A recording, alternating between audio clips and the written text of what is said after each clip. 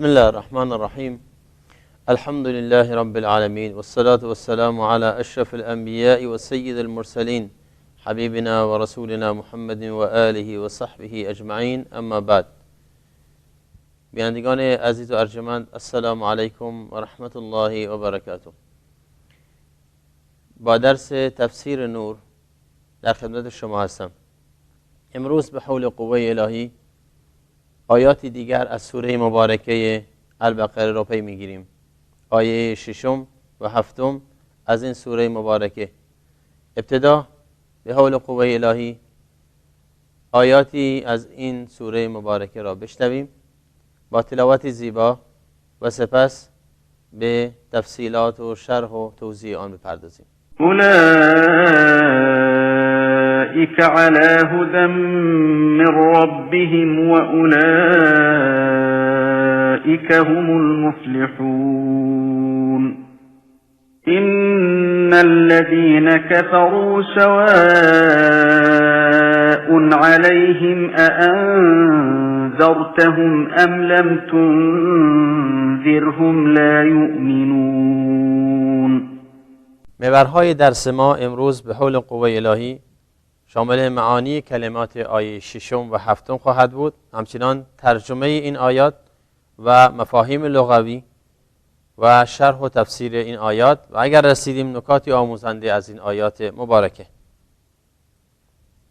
در این آیه قرآن کریم آیه 6 ابتدا که خداوند عزوجل فرمودند اعوذ بالله من الشیطان الرجیم ان الذين كفروا، به راستی کسانی که کفر ورزیدند، و کفر به معنای کفرو یعنی کفر ورزیدند، یعنی مجموعه انسان هایی که کفر ورزیدند. سواء علیهم، سواء به معنای یکسان و برابر. انذرتهم، اینجا استفهامیه به معنای هل یا آیا، و انذرتهم یعنی آیا انذار و بیم بدهی به ایشان. انذرتهم، انذار یا همون بیم و ترسانیدن، و منظور رسول خدا صلی الله علیه و سلم که خداوند عزوجل بهشون میفرماید آیا انذار بدهی یا رسول خدا شما کفار را، انذار بهشون بدی، بترسونیدشون. ام به معنای یاست، یعنی یا لم تنذرهم، یا اینکه انذار ندهی و بیم ندهی ایشون را. لا یؤمنون، به معنای لا یؤمنون یعنی ایمان نمی آورند. این معانی کلماتی بود که در این آیه نهفته است. آیه 6. اما آیه 7 که نتیجه آن هست میفرماید ختم الله علی قلوبهم. ختم یعنی مهر زد، پوشانید. قلوبهم یعنی دلهایشان، جمع قلب به معنای دل، پس قلوب یعنی دلهایشان. سمعهم یعنی گوشهایشان. ابصارهم یعنی چشمهایشان. غشاوه یعنی پرده، و عذاب عظیم یعنی عذابی بزرگ.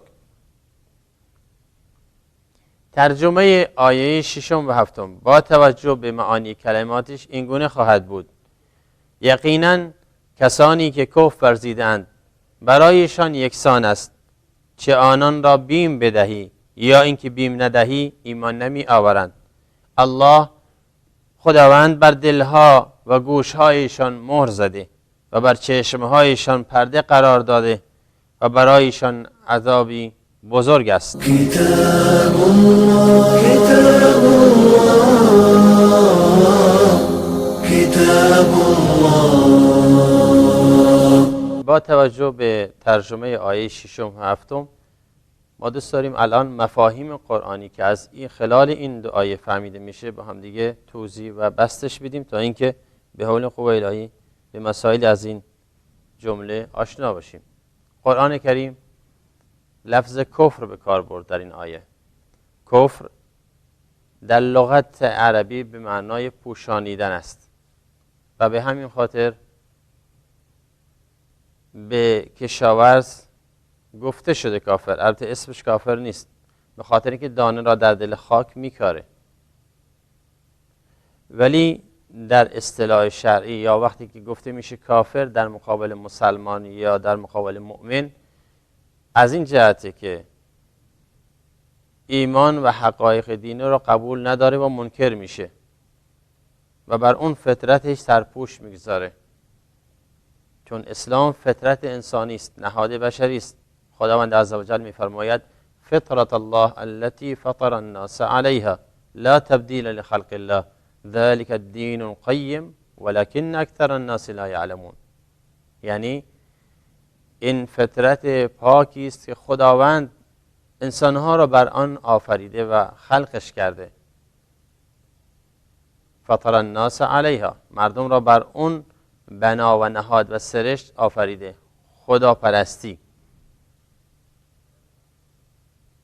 لا تبدیل لخلق الله، برای دین خدا تبدیلی در واقع نیست مگر آنچه که انسان با خودش، با جوش، با محیطش عوض بکنه. پس بنابراین کفر در اصطلاح شرعی میشه عدم ایمان به الله، یعنی که انسان الله را قبول نداشته باشه، خدا را قبول نداشته باشه، یا اینکه دین او را به طور کلی قبول نداشته باشه، یا یکی از بدیهیات و حقایق مسلم دین رو نپذیر، مثل فرضیت نماز، مثل نپذیرفتن قرآن را قبول نداشته باشه، یا پیامبر اسلام رو، پیامبر خدا یا یکی از پیامبران اولوالعزم رو قبول نداشته باشه، یا فرشتگان و قیامت و غیبیات را نپذیره، یا روز قیامت را قبول نداشته باشه.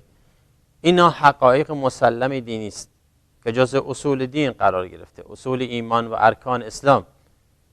اگر یکی از اینها منکر باشه میشه کافر، همچنان که کل دین هم اگر رد بکنه بازم کافر است و اگر خداوند قبول نداشته باشه کافره. پس بنابراین در اصل لغت کفر معنای پوشانیدن یا رد کردن و کنار زدنه، و در اصطلاح شرعی واژه‌ای که استفاده میشه در مقابل اسلام به معنای چیه؟ به معنای عدم ایمان به الله یا دین خدا یا رد کردن و قبول نداشتن یکی از حقایق مسلم دینی است. ارتباط بین و علاقه بین معنای لغوی و اصطلاحی در اینه که کافر در مقابل مسلمان از اونجا بهش کافر گفتن که حقایق دینی رو انکار میکنه، مثل اینکه داره پرده بر حقایق میگذارد.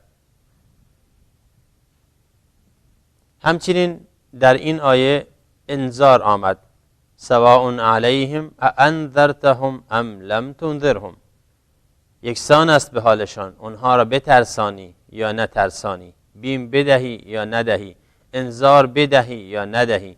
پس بنابراین همه اینها به یک معناست. میخوایم بدونیم انذار یعنی چی. انذار برعکس بشارت و مژده است، به معنای بیم دادن و ترساندن.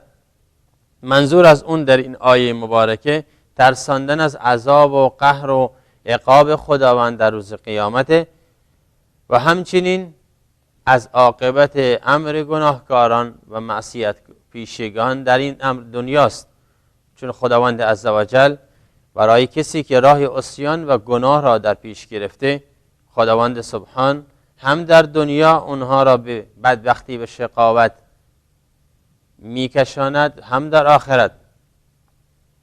در آیه از قرآن کریم داریم که خداوند میفرماید من اعرض عن ذکری فإن له معیشة ضنکا ونحشره یوم القیامة اعما قال رب لم حشرتني اعما وقد كنت بصيرا قال كذلك اتتك آیاتنا فنسیتها وكذلك اليوم تنسى. یعنی کسی که از ذکر و قرآن ما و یاد ما و آیات ما روگردانی کرد، در دنیا زندگی سختی، زندگی پر از اضطراب، پر از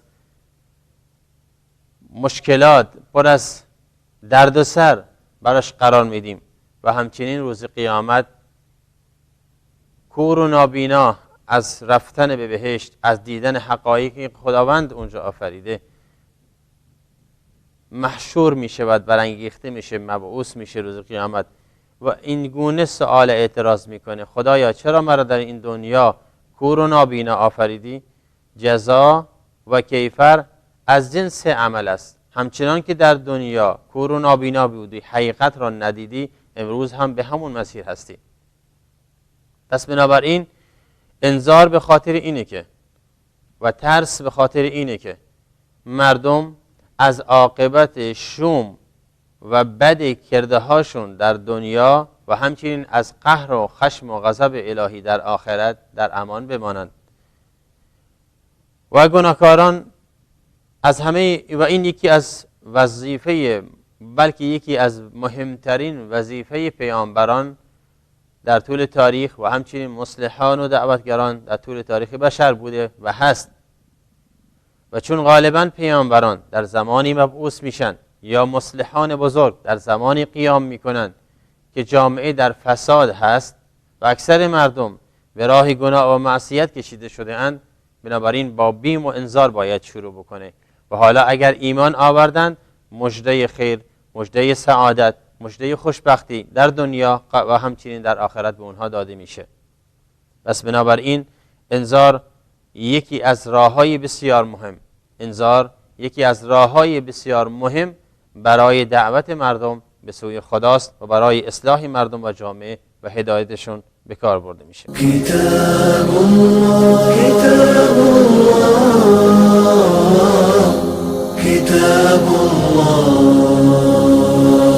یک مفهوم دیگه که از این آیات، از این دعای برداشت میشه اینه که یکسان بودن بیم دادن و بیم ندادن به حال کفاره. به این معناست که وقتی خداوند عزوجل به پیامبرش میفرماید که سواء علیهم، یکسان است، برابره، فرقی به حالشون نداره، اانذرتهم ام لم تنذرهم، بترسانی آنها را یا نترسانی، به حال کفار فرقی ندارد. به این معنا نیست که انسان از دعوت دیگران مایوس باشه یا اینکه امید به هدایت اینها نداشته باشه، بلکه به این مطلب میخواد اشاره بکنه که شما کارت انجام بده، اما نتیجه را به خداوند واگذارش کن. تلاش بکن در مسیر دعوت، اما بدون که قلبها به دست خداست. شما راهنمایی بکن، اما توفیق هدایت به دست شما نیست. و اگر مردم رو گردانی کردن، اونهایی که دعوت بهشون میدی سرپیچی کردن، دیگه شما مسئولیتون رو ادا کردید. پس بنابراین آنکه مالک قلب و سمع و بصر بندگانش هست، اونی که میتونه توفیق بده خداست، نه بندگان خدا. بندگان خدا رسالتی دارن، وظیفه‌ای دارن، پیام خدا را به گوش بندگان خدا برسونن، به گوش مردم برسونن، اما بقیه کارها دست اونها نیست. و این آیه همانند آیات بسیار زیاد که در قرآن کریم برای تسلی خاطر قلب پیامبر صلی الله علیه وسلم و تمام دعوتگران در طول تاریخ بوده. و مشابه آن آیه مبارکه است که خداوند میفرماید فلعلک باخع نفسک الا یکونوا مؤمنین. میگه شاید میخوای خودت رو هلاک بکنی از این که اینها مؤمن نیستن، ایمان نمی آورند. چون انسان مؤمن، انسان دعوتگر، انسان داعی همیشه اینقدر هم و غم داره برای هدایت دیگران. وقتی یک انسان گناهکار، یک انسان عاصی، یک انسان کافر، ملحد، منافق را میبینه، در رنج به سر میبرد. چرا اینا حقیقت رو نمیدونن؟ چرا سعادت نمیخوان؟ چرا با دست پای خودشون به سوی جهنم میرن؟ ولی ما مالک اینها نیستیم. دلسوزی خوبه، اما نباید به این حدی باشد که ما واسه اینها غم و غصه بخوریم. بله همشون داریم برای اینکه دعوتشون بدیم به سوی دین خدا. دوستشون داریم به خاطر اینکه میخوام اینها را از منجلاب گناهانشون در دنیا و از عذاب آخرت نجاتشون بدیم. اما به این معنا نیست که ما خودمون از دعوت اینها مایوس باشیم و امید به هدایتشون نداشته باشیم یا خودمون را به خاطر اونها به هلاکت و به ورطه بندازیم. به قول معروف در آیه 7 نیز به مفاهیم جدیدی دست خواهم یافت. ختم الله علی قلوبهم. و ختم به معنای چیه؟ ختم در اینجا در الفاظ قرآن کریم به عبارتهای دیگه هم اومده، به معنای تبع و معنای مهر میدهد. وقتی یه چیزی را میخوان درشو ببندن و هیچ کس اون استفاده نکنه یا هیچ چیزی به اون نفوذ نکنه، میگن اونو مورولاک کردید. دقیقا همون معنا میده. وقتی خداوند عزوجل نمیخواد، خداوند اراده کرده که این انسان از خیر قرآن و هدایت استفاده نکنه، بهره نبرد، چون صلاحیت رو در اون نمیبینه، شایستگی رو در اون نمیبینه، بر قلبش مهر میزند، دیگه حقایق رو نمیتونه بفهمه، چون قلب مکان شعور و درکه. بر گوشهایش همچنین مهر میزند، حقایق را نمیتونه بشنوه. میشنود، قرآن را میشنود، حقایق را میشنوه، اما نمیتونه بپذیره. بر چشمهایش پرده میاندازد تا اون حدی که نمیتونه حقایق را ببیند. پس بنابراین ختم در قرآن به الفاظی همانند تب و مانند آن آمده است و آن دلالت بر بستن و منع کردن از استفاده از خیر است. وقتی خداوند عزوجل همانند آن میفرماید ختم الله علی قلوبهم، و همچنین در آیه دیگر ختم علی سمعه و قلبه، قلب با سمع هر دو مختوم میشن، هر دو بسته میشن. معناش این نیست که هرگز نمیشنون یا هرگز نمیفهمند. در کارهای خودشون زرنگند، خیلی خوبم زرنگند، میشنوند و میفهمند مسائل خودشون را، اما در شنیدن حقایق و در پذیرفتن حقایق براشون این توفیق حاصل نیست. یا در آیه دیگه میخوانیم اولئک الذین طبع الله علی قلوبهم و سمعهم و ابصارهم، اینها کسانی هستند که خداوند، منافقین، بر قلبهایشان و گوشهایشان و چشمهایشان مهر زده است، اونو بسته، نمیتونن حقایق را کشف کنند. همه اینها به یک معناست، و آن این که الله وقتی کسی را لایق و شایسته قبول حق نداند، راههای آن را نیز به رویش میبندد، چون راه جهل یا عناد را در پیش گرفته. و گفتیم که دو چیز مانع انحراف، باعث انحراف و مانع قبول خیر میشه، یکی جهل انسان به حقیقت و یکی عناد انسان. ممکنه بدون جاهل نباشه، اما عناد هست، عناد داره، لجوج هست، لجاجت داره و نمیتونه، متکبر است، نمیخواد حقایق را بپذیره. پس بنابراین انسانی که با جهل یا با عناد با دین خدا برخورد بکنه، خداوند در خیر را به روش میبنده. كتاب الله كتاب الله كتاب الله. در آیه همچنین از قلوب و سمع و ابصار نام برده شده و قلوب جمع قلب به معنای دلها، جای فکر و اندیشه و جای فهم و تفکر و تعقل، و قلوب جمع بسته شده چون هر کدوم مالک قلب خودشه. هر کدوم از انسانها در قلبش چیزی میگذره که در قلب دیگری ممکنه نگذره، اما سمع از اونجا به طور مفرد یاد شده به خاطر اینکه مصدر هست و مصدر هم به زیاد و کم به طور یکسان دلالت میکنه. ختم الله علی قلوبهم و علی سمعهم. و همچنین ابصار آمده که جمع بصره به معنای چشم هاست که وسیله دیدن و یکی از مهمترین وسایل هدایت و راهنمایی است. این سه بهترین راه و بهترین نعمت هایی است که خداوند برای به انسان ارزانی داشته و به همین خاطر در قرآن کریم بارها در کنار یکدیگر به کار برده شده اند.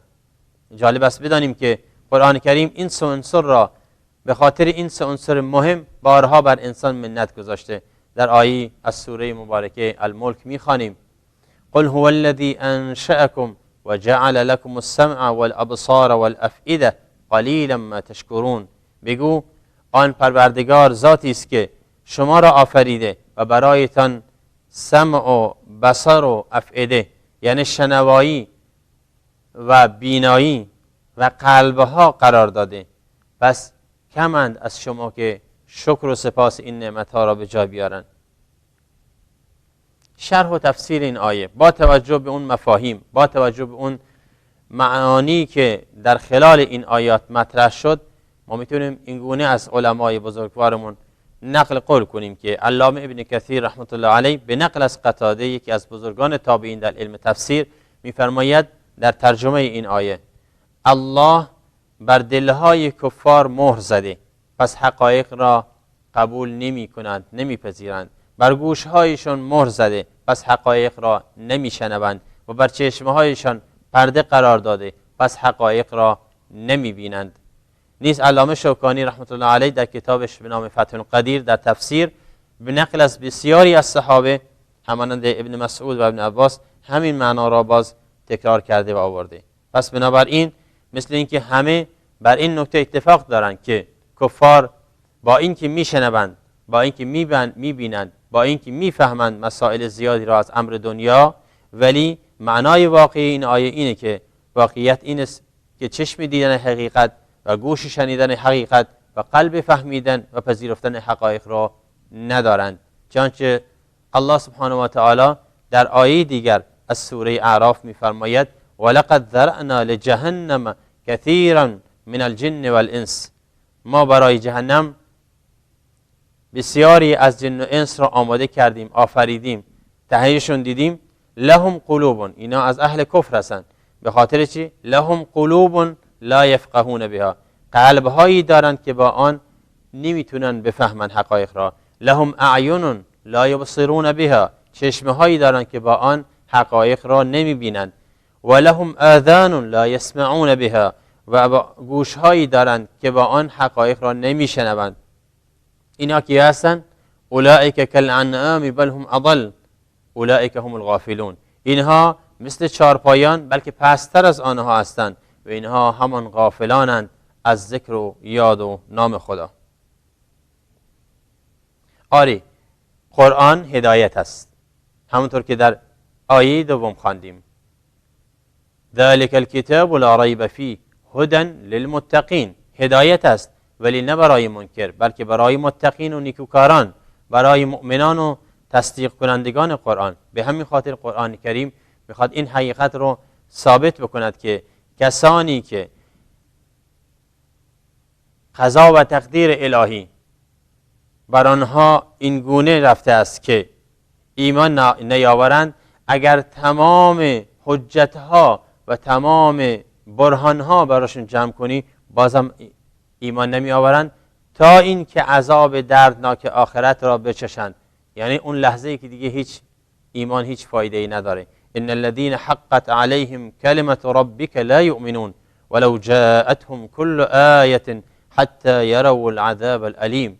به راستی کسانی که تحقق پیدا کرده بر اونها کلمه پروردگارت، یعنی سخن پروردگارت، اون خواست و اراده الهی، لا یؤمنون، ایمان نمی آورند. ولو جاءتهم كل آیه، ولو جاءتهم كل آیه، ولو اینکه تمامی آیات را برای اونها پیش کنید و بیارن، حتی یروا العذاب العلیم، تا اینکه عذاب دردناک را بچشند یا ببینند. اون زمان دیگه قیامت است و جهنم دیگه ایمان هیچ سودی نداره. همچنین آیاتی از سوره فصلت که در خلال آن آمده است ان الذين كفروا بالذكر لما جاءهم وانه لكتاب عزيز لا يأتيه الباطل من بين يديه ولا من خلفه تنزيل من حكيم حميد.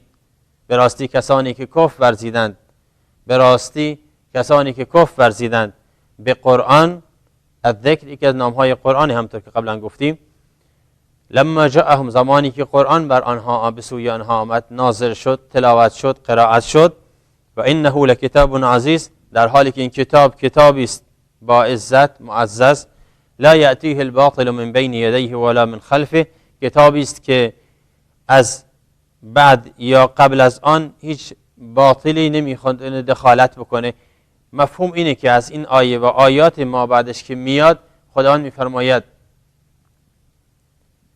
این قرآن برای کسانی که به آن کفر ورزند راه هدایت نیست، بلکه برعکس همانند مهری است بر دل اینها و همانند کری است بر گوش اینها، همانند پرده است بر چشم اینها. پس هدایتگیری قرآن کریم برای کسانی است که به الله ایمان آوردند و قرآن را به عنوان کلام او میپذیرند. درس ها و نکات آموزنده ای که از این دو آیه می آموزیم. سنت الهی بر این است که هر کس که در خیر را بر خود بست و با جهل یا عناد از نور قرآن دوری کرد، پس هیچ هدایت کننده‌ای برایش وجود نخواهد داشت. و من یضلل الله فلن تجد له ولیا مرشدا و من یهدی الله فما له من مضل و من یهدی الله و من یضلل فلا هادی له. پس خداوند وقتی که کسی را هدایت بکنه کسی نمیتونه گمراهش کنه، و برعکس اگر خداوند کسی را گمراه بکنه و توفیق هدایت بهش نده، کسی نمیتونه هدایتش بکنه. معنای دوم اینه که کفر هم شقاوت و بدبختی دنیا را به همراه داره و هم عذاب آخرت. معنای سوم یا درس سوم اینه که مصلح و دعوتگر و مبلغ دین مسلمان باید بردبار و حلیم باشه و در قبال عدم ایمان دیگران نومید نباشه، بلکه راشو با توکل بر خدا ادامه بده و نتایج را به خداوند بسپاره. درس چهارم میتونیم اینو بگیم که بهترین نعمت‌های الهی بر انسان قلب و گوش و چشم هست که باید از اونها خوب استفاده کرد و در جهت رضای خدا از اونها بهره برد. درس پنجم اینه که انسان باید از موجبات عذاب الهی بپرهیزه، زیرا سنت الهی بر اینه که در این دنیا سنت الهی در این دنیا برای همگان یکسانه. با کسی رو درواسی نداره و هیچ کس قرابتی با خداوند نداره که چون فلان و علان هست پس باید ازش، از عذابش، از قهرش در امان بماند. هر کس که موجبات عذاب خدا را برای خودش مهیا کرد باید منتظر عقوبت الهی در دنیا و همچنین در آخرت باشه. پس انسان باید خیلی بپرهیزه از اینکه راهی را در پیش بگیره که خداوند از آن خوشش نیاد، بلکه بر اون غضب و خشم نازل بکنه.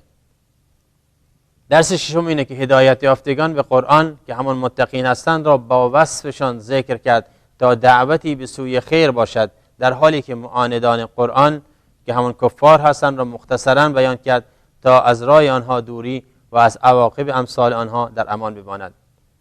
درس هفتم اینه که متقین را بر کفار و منافقین مقدم کرد، زیرا اهل قرآنند و هدایت یافتگان به منهج و دین خدا. و درس هشتم اینه که شرف ایمان و تقوا و سبقت به سوی قرآن آنها را در ذکر و حال و بیان وصفشان بر دیگران مقدم کرد.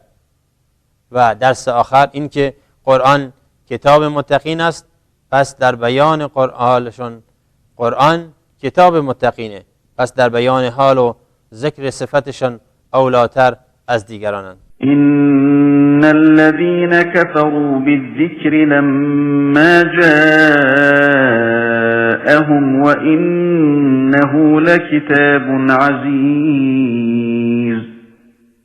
لا يأتيه الباطل من بين يديه ولا من خلفه تنزيل من حكيم حميد ما يقال لك إلا ما قد قيل للرسل من قبلك إن ربك لذو مغفرة وذو عقاب أليم ولو جعلناه قرآنا أعجميا لقالوا لولا فصلت آياته أعجمي وعربي قل هو للذين آمنوا هدى وشفاء والذين لا يؤمنون في آذانهم وقر وهو عليهم عمى أولئك ينادون من مكان بعيد. قرآن کریم در این دو آیه مختصرا میخواد از کفر اعلام انزجار و دوری بکنه و به همین خاطر مستقیم و بدون هیچ گونه تفاصیلی در ابتدای کلام مجیدش قرآن کریم با دو آیه کفار را بدترین انسانهایی که توفیق هدایت نمیتونن پیدا بکنند معرفی کرد و عذاب سخت آخرت را براشون در نظر گرفت. عذابی سنگی، عذابی بزرگ که طاقت فرساست. و اینجاست که باید انسان بدوند که اگر که میخواهد از قرآن خوب استفاده بکنه باید با گروه اول متقین که وصفشان قبلا گذشت باشد و از مسیر کفار دوری بکند تا اینکه منجر به و اون عاقبت بد و شوم امثال اونها نباشه. سبحانك اللهم بحمدك اشهد ان لا اله الا انت استغفرك واتوب اليك والسلام عليكم ورحمة الله وبركاته. كتاب الله